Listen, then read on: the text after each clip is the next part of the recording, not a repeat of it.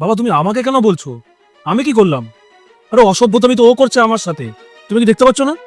এই যে তোর বোনকে তুই ওলটপালট বোঝাচ্ছিস, ব্রেন ওয়াশ করছিস, এটা কি তাহলে? হ্যাঁ বোন শোন, তুই তোর জিনিস ওনাদের ব্যবহার করতে দিবি না? তুই পরিষ্কার বলবি যেগুলো আমার জিনিস, আমার জিনিস আপনারা ব্যবহার কেন করেন? কিন্তু আমি কি করবো বল দাদা, আমি অনেকবার বারণ করে সত্ত্বেও আমার জিনিসগুলো সব ধরে। তোকে তো আমি বলেছি তুই প্রোটেস্ট কর, প্রোটেস্ট করতে শেখ। তুই বলবি যে এটা আমার বাড়ির থেকে দিয়েছে, আমার বাবা দিয়েছে, আমার ভাই দিয়েছে, আপনারা কেন ইউজ করবেন? তাতে যদি দু চারটে কথা শোনাতে হয় শুনিয়ে দিবি।